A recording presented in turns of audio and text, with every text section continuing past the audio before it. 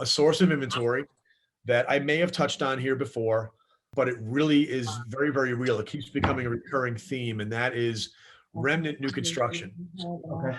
Okay, this house right here I bought recently. I had contacted a builder in Charlotte because they had a subdivision in a town that I really want to buy in. I went on the website, I registered an appointment to come see the model. I got there, and the guy that I was supposed to meet was on the phone. So another salesperson jumped out in front of him, tried to steal me. I told her I was an investor, and she said, "We don't sell to investors." So I had heard that before from other builders. And so I said, "Are you sure?" "Oh, geez, that's too bad." Well, anyway, I get a phone call a half hour later from the guy I was supposed to be talking to. And he says, "She's wrong. We do sell to investors." And I bought 3 houses from him that were to be built. Then I got a phone call less than a month later with him telling me we've got 5 properties that fell out of contract.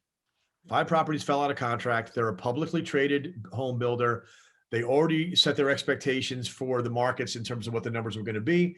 And they really wanted to deliver every house they said they were going to deliver. But they had 5 in various subdivisions around Charlotte, 5 homes that were in contract where the mortgages fell through and the deals fell apart, and they were scheduled to close in February.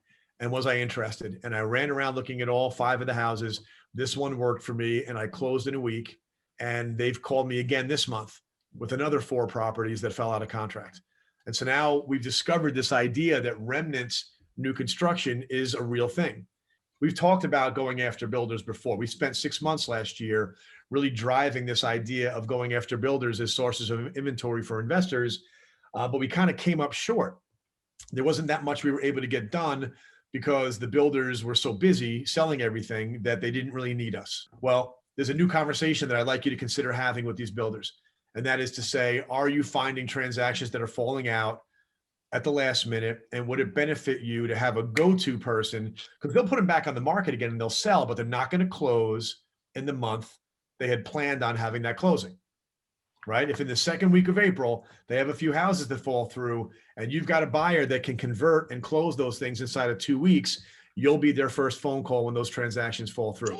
Having a creative way to get your hands on inventory is gold, but it requires a salesperson to make contact with the home builder and navigate the gauntlet a little bit if they're trying to block you out, to say that you've got a solution for them that they may never heard of before.